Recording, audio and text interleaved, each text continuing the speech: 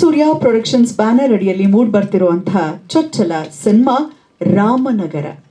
So milk city, silk city ಅಂತ ಕೂಡ ಕರೆಯಲಾಗತ್ತೆ ರಾಮನಗರವನ್ನ. So ಊರಿನ ಹೆಸರಲ್ಲಿ ಒಂದು ಸಿನಿಮಾ ಮೂಡ್ ಬರ್ತಾ ಇದೆ. ಶುಭವಾಗ್ಲಿ ಸಿನಿಮಾ ತಂಡದವರಿಗೆ ಅಂತ ಹಾರೈಸ್ತಾ, ಇನ್ನೇನು ರಿಲೀಸ್ಗೆ ರೆಡಿ ಆಗಿದೆ ಸಿನಿಮಾ ಕುರಿತಾಗಿ ಒಂದಷ್ಟು ವಿಚಾರವನ್ನ ನಿಮ್ಮ ಮುಂದೆ ತರಲಿಕ್ಕಾಗಿ ಸಿನಿಮಾ ತಂಡ ನಮ್ಮ ಜೊತೆ ಇವತ್ತಿದ್ದಾರೆ.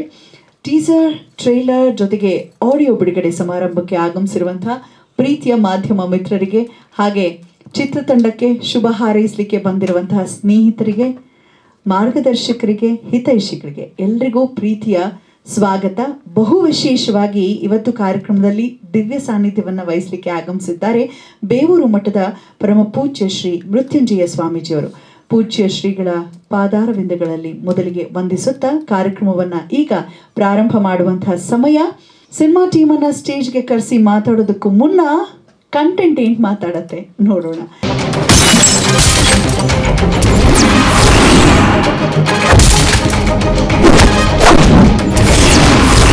ನಾನು ನಿನ್ನ ಬಗ್ಗೆ ಯೋಚನೆ ಮಾಡಿದಾಗ ನನ್ನ ಮನಸ್ಸು ಹೂವಿನ ಹಾಗೆ ಬದಲಾಗೋಯ್ತು, ಹೇಗೆ ಹೇಳು ನೀನೇ. ಸಣ್ಣ ಪುಟ್ಟ ಆಸೆ ಹುಟ್ಟಿದೆ ನಿನ್ನಿಂದಲೇ, ನನ್ನ ಕನಸು ಮಳೆಯಾಗಿ ಚೆಲ್ಲಿದ ಕಾರಣ ನೀನೇ ನೀನೇ. ಗೆಳೆಯ, ಸಿಂಪಲ್ ಆಗಿ ಹೇಳ್ಬೇಕು ಅಂದ್ರೆ ನವ ದಿಕ್ಕುಗಳಲ್ಲೂ ನರಭಕ್ಷಕರು ನಮ್ಮ ಸಾವಿಗೆ ಕಾಯ್ತಾ ಇದ್ದಾರೆ ಗೆಳೆಯ. ಏ ರಾಘವ, ರೈತನ ವಿಷಯದಲ್ಲಿ ನಾನ್ ಸುಮ್ಮನೆ ಇರಲ್ಲ. I love you. ರಾಘವ ಅಂದ್ರೆ ನನಗ್ ಪಂಚ ಪ್ರಾಣ ಅಪ್ಪ. ನಾನು ನಿನಗೆ ಸೆಟ್ ಆಗಲ್ಲ.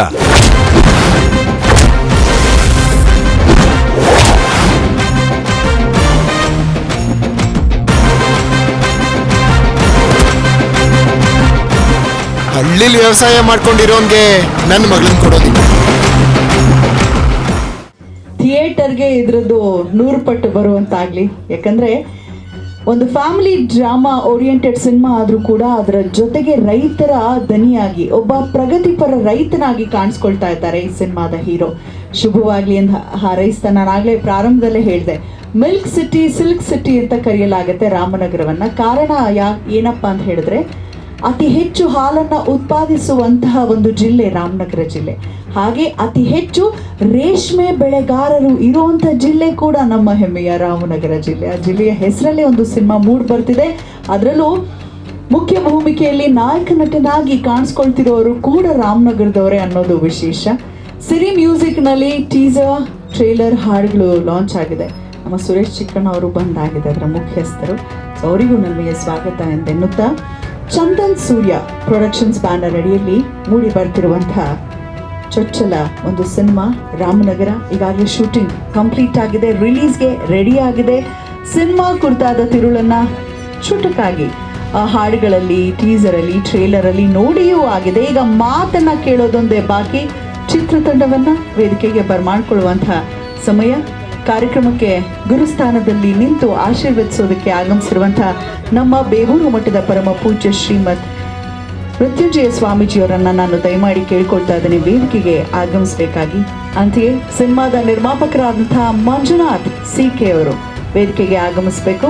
ಮಂಜುನಾಥ್ ಅವರು ಸಕಲ ಕಲಾ ವಲ್ಲಭ ಕತೆ, ಚಿತ್ರಕಥೆ, ನಿರ್ದೇಶನ ಜೊತೆಗೆ ಸಂಕಲನವನ್ನ ಕೂಡ ಮಾಡಿರುವಂಥ ನಮ್ಮ ವಿಜಯ್ ರಾಜ್ ಅವರನ್ನ ವೇದಿಕೆಗೆ ಬರ್ಮಾಡ್ಕೊಳ್ಳೋಣ. ಮೊದಲಿಗೆ ನಟರಾಗಿ ಪಾದಾರ್ಪಣೆ ಮಾಡಿದ್ದು ಸ್ಯಾಂಡಲ್ವುಡ್ಗೆ, ನಂತರ ಪ್ರೊಡ್ಯೂಸರು ಆದರು, ಈಗ ಡೈರೆಕ್ಟ್ರು ಆಗಿದ್ದಾರೆ. ಸೊ ಶುಭವಾಗಲಿ ವಿಜಯ್ ರಾಜ್ ಅವ್ರಿಗೆ.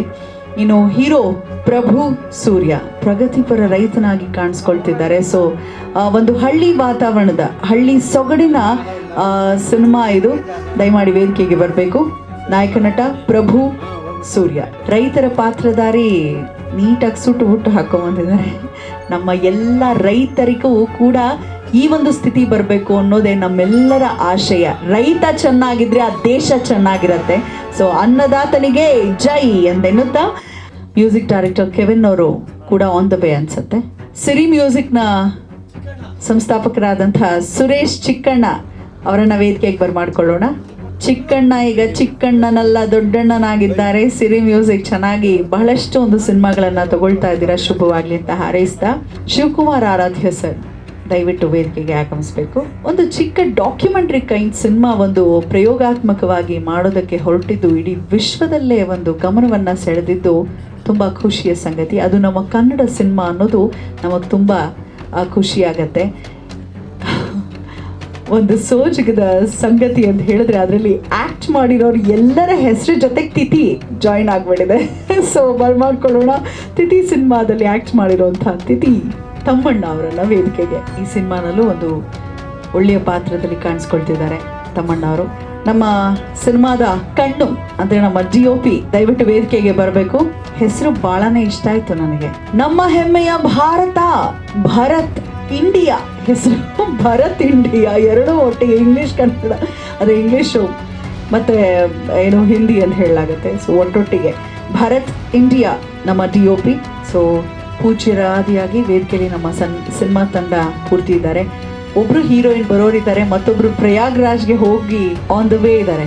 ಪುಣ್ಯ ನಮಗೇನೆ ತೊಗೊಂಡು ಬರಲಿ ಹಾಗಿದ್ರೆ ಜೊತೆಗೇನೆ ಅಂತ ಹೇಳ್ತಾ. ಸೊ ಇಬ್ಬರು ಹೀರೋಯಿನ್ಸ್ ಸ್ವಲ್ಪ ಸಮಯದಲ್ಲಿ ಜಾಯ್ನ್ ಆಗಲಿದ್ದಾರೆ. ಮತ್ತೊಬ್ಬರು ಪ್ರಮುಖ ಅತಿಥಿ ಬಹುಶಃ ಜಾಯ್ನ್ ಆಗಲಿದ್ದಾರೆ. ಯಾರವರು ಅಂತ ಇನ್ನು ಸ್ವಲ್ಪ ಸಮಯದಲ್ಲಿ ಅವ್ರು ಬಂದ ನಂತರ ತಿಳಿಸೋಣ. ಮೊದಲಿಗೆ ಈಗ ನಿರ್ದೇಶಕರಿಂದ ಮಾತನ್ನು ಪ್ರಾರಂಭ ಮಾಡೋಣ. ಹೊಸಬರೇನಲ್ಲ, ವಿಜಯ್ ರಾಜ್ ಅವರು ನಮಗೆ ಚಿರಪರಿಚಿತರು, ಆ್ಯಕ್ಟರ್, ಪ್ರೊಡ್ಯೂಸರ್, ಡೈರೆಕ್ಟರ್ ಕೂಡ ಹೌದು. ಶುಭವಾಗಲಿ ಎಂದು ಹಾರೈಸ್ತಾ ವಿಜಯ್ ರಾಜ್ ಅವರ ನುಡಿಗಳನ್ನು ಕೇಳೋಣ. ಸಿನಿಮಾ ಯಾವ ಹಂತದಲ್ಲಿದೆ, ಸಿನಿಮಾದ ಒಂದು ಕಥಾ ಹಂತರ ಏನು ಅಂತ ಕೇಳೋಣ. ಇಲ್ಲಿ ಬಂದಿರೋ ಮಾಧ್ಯಮ ಮಿತ್ರರಿಗೆಲ್ಲರಿಗೂ ಸಹ ನಾನು ಹೃತ್ಪೂರ್ವಕವಾದಂಥ ವೆಲ್ಕಮ್ ಹೇಳ್ತಾ, ರಾಮನಗರ ಚಿತ್ರೀಕರಣ ಮುಗಿದು ಆಡಿಯೋ ಬಿಡುಗಡೆ ಆಗ್ತದೆ. ಇದೇ ತಿಂಗಳು ರಿಲೀಸ್ ಮಾಡಬೇಕು ಅಂದ್ಕೊಳ್ಳಿ. ಸೆನ್ಸಾರ್ US ಸರ್ಟಿಫಿಕೇಟ್ ಬಂದಿದೆ. ಸೊ ಸಿನಿಮಾದ ಎಲ್ಲ ಕೆಲಸಗಳು ಮುಗಿದಾಗಿದೆ. ಇನ್ನು ಬಿಡುಗಡೆ ಹಂತದಲ್ಲಿದೆ. ಸಿನಿಮಾ ಚಿತ್ರೀಕರಣ ಮುಗಿಸಿ ರಿಲೀಸ್ ಹಂತದಲ್ಲಿದೆ, ರಿಲೀಸ್ಗೆ ರೆಡಿಯಾಗಿದೆ. ಕತೆ ಬಂದರೆ ರಾಮನಗರ ಅಂದಾಗ ಇದೊಬ್ಬ ರೈತನ, ಮಾಡರ್ನ್ ರೈತ ಅಂತಲೇ ಹೇಳ್ಬೋದು. ಈಗ ಒಂದು ಹಳ್ಳಿಗಳಲ್ಲಿ ಏನು ಅಂದರೆ ಒಂದು ಮಕ್ಕಳು ಓದ್ಬಿಟ್ರೆ ಸಾಕು, ಡಿಗ್ರಿ ಓದಿದ್ರೆ ಸಾಕು, they have to go to city. ಸಿಟಿಗೆ ಹೋಗಬೇಕು, ಕೆಲಸ ಮಾಡಬೇಕು, ಸಂಬಳ ಮಾಡಬೇಕು, ಈ ಥರದ ಒಂದು ಮೈಂಡ್ ಸೆಟ್ ಇದೆ. ಆದರೆ ನಮ್ಮ ಚಿತ್ರದಲ್ಲಿ ನಾಯಕನ ಪಾತ್ರ ಹೇಗಿರುತ್ತೆ ಅಂದರೆ, ನಾನೇನೇ ಇಂಜಿನಿಯರಿಂಗ್ ಓದಿದ್ರು, ಮೆರಿಟ್ ಪಾಸ್ ಆದರೂ, ಗೋಲ್ಡ್ ಮೆಡಲ್ ತಗೊಂಡಿದ್ರು ಸಹ, ನನ್ನ ಜ್ಞಾನಾರ್ಜನೆಗೆ ವಿದ್ಯೆ ಓದಿದ್ದೀನಿ, ಆದರೆ ನನ್ನ ಜೀವನಕ್ಕೆ ನಾನು ರೈತನೇ ಆಗಬೇಕು, ರೈತಾಪಿ ಮಾಡಬೇಕು ಅನ್ನೋದೇ ಅವನ ಮೂಲ ಉದ್ದೇಶ ಆಗಿರುತ್ತೆ. ಸೊ ಈ ನಿಟ್ಟಿನಲ್ಲಿ ಅವನ ಸುತ್ತಲೂ ಏನೇನು ಎಣಿಯುತ್ತೆ ಅನ್ನೋದು ಒಂದು ಕತೆ ಹೆಂಡ್ ಹೋಗುತ್ತೆ. ಒಂದು ನಾವು ರೈತನೇ ರಾಜ ಅನ್ನೋದು ಟ್ರೈಲರಲ್ಲಿ ತೋರಿಸಿರುವ ಹಾಗಿದೆ.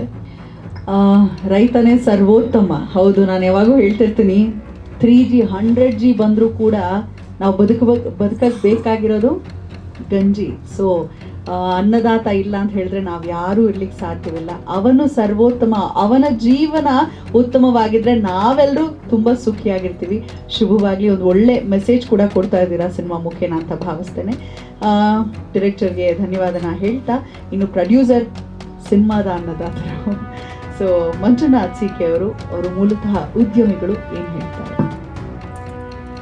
ಎಲ್ರಿಗೂ ನಮಸ್ಕಾರ. ನಾನು ಮೂಲತಃ ಉದ್ಯಮಿ. ನನಗೆ ಫಿಲಮ್ ಬ್ಯಾಕ್ಗ್ರೌಂಡ್ ಏನು ಅಷ್ಟಾಗಿ ಇಲ್ಲ. ಸ್ನೇಹಿತರಾದಂಥ ಪ್ರಭು ಸೂರ್ಯ ಅವರು ಒಂದು ದಿನ ಬಂದು ನನ್ನ ಹತ್ರ ಅದೊಂದು ಕತೆ ಇದೆ, ಸಿನಿಮಾ ಮಾಡೋಣ ಅಂತ ಕೇಳಿದ್ರು. ನಾನು ನೋಡೋಣ ಯಾಕೆ ಮಾಡಬಾರ್ದು ಅಂದ್ಕೊಂಡು ಸ್ಟೋರಿ ಕೇಳೋಕ್ಕೆ ಡೈರೆಕ್ಟರ್ ಸರ್ ಹತ್ರ ಕರ್ಕೊಂಡು ಹೋದ್ರು. ಸೊ ಸ್ಟೋರಿ ಕೇಳಿ ತುಂಬ ಇಷ್ಟಪಟ್ಟು ಇದು ಸಿನಿಮಾ ಮಾಡಿದ್ದೀನಿ. ಮುಂದೆ ಆಗ್ತಾ ಇದ್ದೀನಿ. ಸಿನಿಮಾ ಬಗ್ಗೆ ಎಲ್ಲ ನಮ್ಮ ಡೈರೆಕ್ಟರ್ ಸರ್ ಹೇಳಿದ್ದಾರೆ. ಮುಂದೆ ಸರ್ ನಮ್ಮದು ಒಂದು ಪ್ರಾವಿಷನ್ ಸ್ಟೋರ್ ಇದೆ ಮತ್ತು ಸರ್ವಿಸ್ ಸ್ಟೇಷನ್ ಇದೆ. ನನ್ನ ಕೈಲಿ ಒಂದು ಆ್ಯಕ್ಟ್ ಮಾಡಿಸಿದ್ದಾರೆ ನಮ್ಮ ಡೈರೆಕ್ಟರ್ ಸರ್.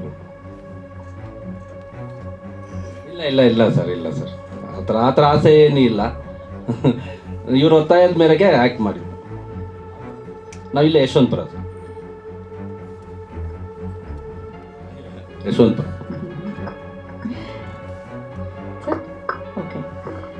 ಒಳ್ಳೇದಾಗ್ಲಿ ಮಂಜುನಾಥ್ ಅವರೇ.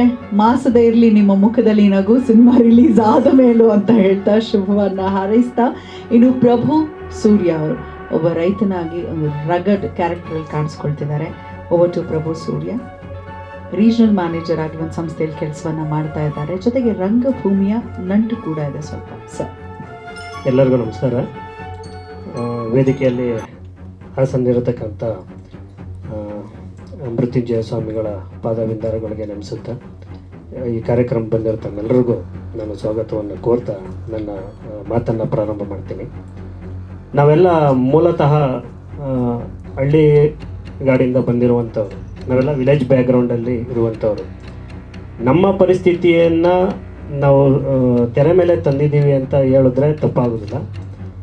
ನಾನು ನಮ್ಮ ನಿರ್ದೇಶಕರನ್ನು ಭೇಟಿ ಮಾಡಿ ನನಗೆ ಈ ಸಿನಿಮಾ ಮಾಡಬೇಕು ಅಂತನ್ನೋದು ಪ್ರತಿಯೊಬ್ಬ ಮನುಷ್ಯರಿಗೂ ಇದ್ದಂಗೆ ನಮಗೂ ಒಂದು ಆಸೆ ಆಕಾಂಕ್ಷೆ ಇದು ಚಿಕ್ಕದ್ರಿಂದ ಇತ್ತು. ಸಣ್ಣ ಪುಟ್ಟ ಡ್ರಾಮಾಗಳನ್ನ ಮಾಡ್ತಾಯಿದ್ವಿ. ಸರಿ ಒಂದು ಸಿನಿಮಾ ಮಾಡಬೇಕು ಅಂತ ಯೋಚನೆ ಮಾಡಿದಾಗ ಏನು ಸಿನಿಮಾ ಮಾಡೋದು, ಎಲ್ಲ ಥರ ಸಿನಿಮಾನೂ ಬಂದಿದೆ. ನಮ್ಮ ನಿಜ ಜೀವನದಲ್ಲಿ ಈಗ ವಾಸ್ತವ ಏನು ನಡೀತಾ ಇದೆ ಈ ಸಮಾಜದಲ್ಲಿ ಅದನ್ನೇ ಯಾಕೆ ನಾವು ತೋರಬಾರ್ದು ಅಂತ ಯೋಚನೆ ಮಾಡಿ ನಾನು ನಮ್ಮ ನಿರ್ದೇಶಕರಲ್ಲಿ ಕೇಳ್ಕೊಂಡೆ, ಸ್ವಾಮಿ ನಮ್ಮ ಪರಿಸ್ಥಿತಿ ಹಿಂಗಿದೆ, ನಾನು MSc ಸಿರಿಕಲ್ಚರ್ ಮಾಡಿದ್ದೀನಿ, ನನಗೆ ಊರಲ್ಲೇ ಇರಬೇಕು ಅಂತ ಆಸೆ, ಸಿರಿಕಲ್ಚರ್ ಮಾಡಬೇಕು, ವ್ಯವಸಾಯ ಮಾಡಬೇಕು, ಅಪ್ಪ ಅಮ್ಮನ ಜೊತೆಲಿ ಇರಬೇಕು ಅಂತ ಆಸೆ. ಆದರೆ ಪರಿಸ್ಥಿತಿ ನಮ್ಮನ್ನು ಬಿಡ್ತಾ ಇಲ್ಲ. ಹೇಗೆ ಬಿಡ್ತಾ ಇಲ್ಲ ಅಂತಂದರೆ, ಇವತ್ತು ಒಬ್ಬ ಯುವಕ ವಿದ್ಯಾಭ್ಯಾಸವನ್ನು ಮುಗಿಸಿದ ತಕ್ಷಣ ಅವನ ತಲೆಯಲ್ಲಿ ಬರುತ್ತೆ, ನಾನು ಹಳ್ಳಿಲಿ ಇರಬಾರ್ದು, ನಾನು ಪಟ್ಟಣಕ್ಕೆ ಹೋಗಬೇಕು, ನಾನು ಓದಿರೋದೇ ಅದಕ್ಕೆ, ನಾನು ಇವಾಗ ಡಿಗ್ರಿ ಪಡೆದಿರೋದೇ ನಾನು ಪಟ್ಟಣಕ್ಕೆ ಹೋಗಿ ನಾನು ದುಡಿಮೆ ಮಾಡಬೇಕು, ಹಳ್ಳಿಲಿದ್ದರೆ ಏನೂ ಆಗಲ್ಲ ಅಂತನ್ನುವಂಥದ್ದು ಅವನ ತಲೆಯಲ್ಲಿ ಇರ್ತದೆ.